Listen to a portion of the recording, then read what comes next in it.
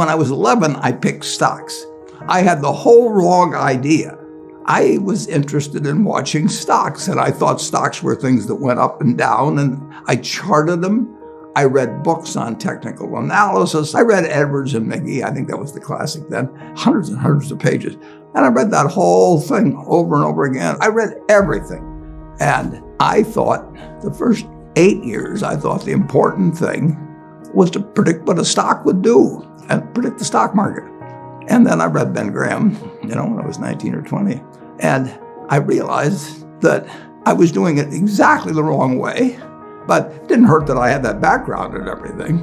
And I rejiggered my mind, and when I read the book, The Intelligent Investor, from that point, I never bought another stock. I bought businesses that happened to be publicly traded, but I became an owner of a business, and I did not care whether a stock went up or down the next day or the next week or the next month or the next year, and I didn't have any idea what it would do. I didn't know what the stock market would do, but I knew businesses.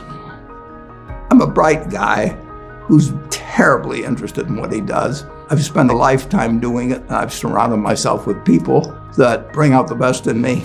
And you don't need to be a genius in what I do.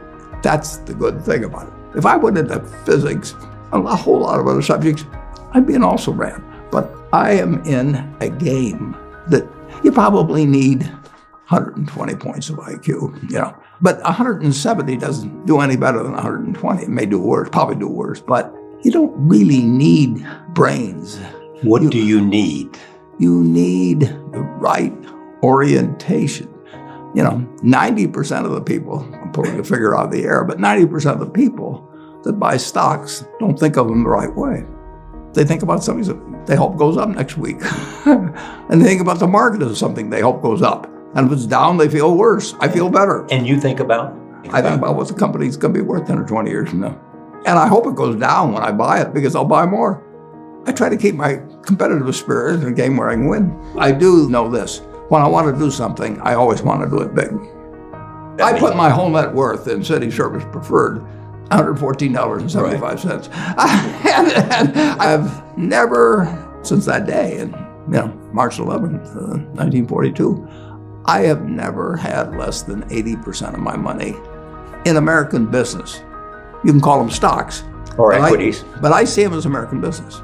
I've owned a piece of American business, at least 80% at all times. I don't want to own anything else. I want to own a home and things my family wants and all that. But owning 5 homes doesn't mean anything to me, because I can be happy in one home, and there's a certain amount of things that go wrong with everything. And if I got 2 homes, I know I've got more problems and I don't have more happiness. What brings you the happiness? What makes me happiest is what I'm doing. I enjoy 2 things about it. One, I know I'll win over time. That doesn't mean I'll beat everybody else or anything like that. But I'm in a game that's very, very, very easy if you have the right lessons in your mind about what you're buying. I'm not buying stocks. I'm buying pieces of overwhelmingly American business. And I'm happy when I'm doing it. I'm happier when stocks are going down, because I can buy more of them with the same amount of money. I'd be happy if I was a farmer. I'd want farmland to go down so I could buy more acreage. It just makes sense. I'll tell you the second thing I really like. I like being trusted by people. I would rather do what I do with partners than do it sitting in a room myself, even though I might make more money that way. Let's pretend there is no stock market. Let's say I had to buy these privately, like you buy a farm privately, like you buy an apartment house privately. They're investments. So you're looking to say, what can I do with money I've saved to put it away so I feel good about getting it back later under any circumstances, but not necessarily on a given moment. But if I have a farm, it's going to take me a while. But people would be so much better if they actually didn't have a stock market in terms of buying businesses. The United States economy, and it's very easy to look at the statistics on it. I mean, more people, a greater percentage of the American population is wealthy now, or having more income now than they've ever had. And if you look at whether Bank of America will give you their average deposit, I mean, you just look at the wealth.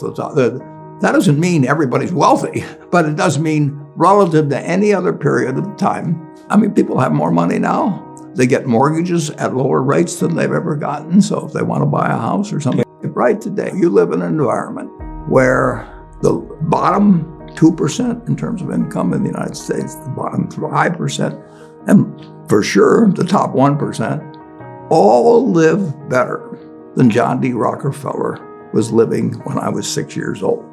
John D. Rockefeller was the richest man in the world. And today, you can get better medicine, better education, better entertainment, better transportation. You can do everything better than he could. It's astounding. That's in my lifetime. If you wanted to watch a football game, he still had to go there. And I can sit there with this big screen, and they keep showing me the replay, so that explaining to me what happened and everything. And maybe everybody doesn't have a screen as big as mine, but damn near everybody has a screen or an iPhone or a computer or access to one. And they have access. When I was born, the dentist didn't use Novocaine.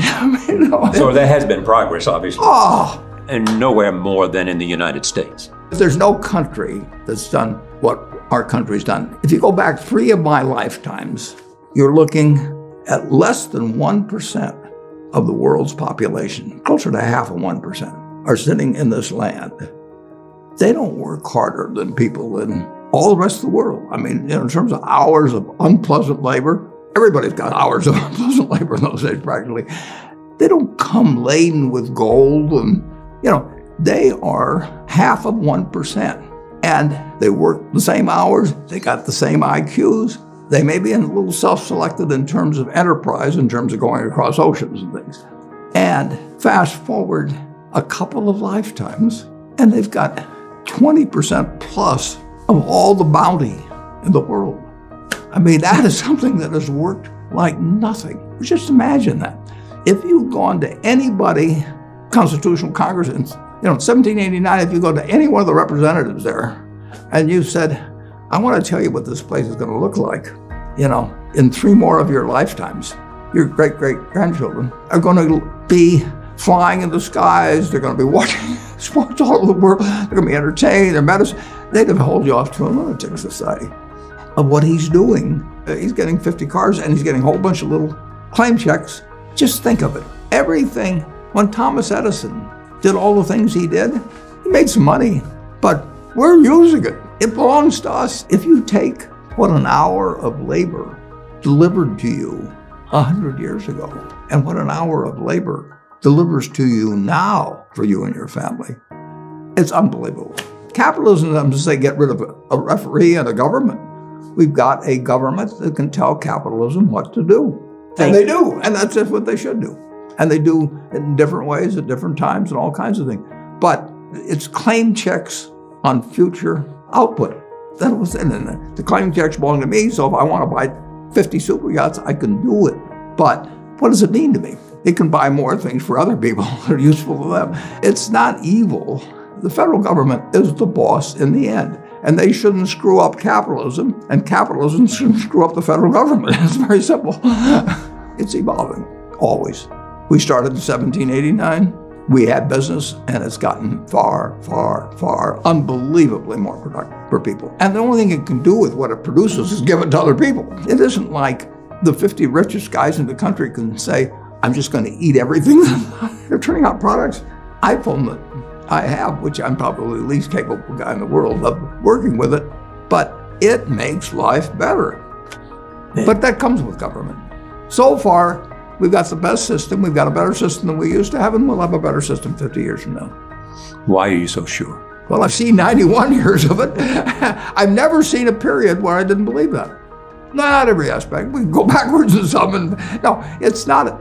But it's unbelievable what has happened. I mean, just think of it. We've had a civil war, we've had a Great Depression, we've had all these things. Pandemics? Yeah, I'll guarantee you we'll have something, next year and the year after and the year after. But in a herky-jerky but dramatic matter, business moves forward, government moves forward, more important, people move forward. I mean, I am happy to tell people that the same thing I've told them before, but it's they'll never get the message, most of them, but a few do, that the most, best thing to do if you want to invest for the long term His index. and it's the S&P 500 index. Right.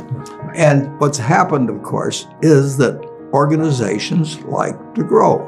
So they set up indexes on different industries, different countries. And as soon as you do that, you're violating basically what Jack Bogle said. He says you don't know enough to pick the right businesses, which means you don't know enough to pick the right countries, you know enough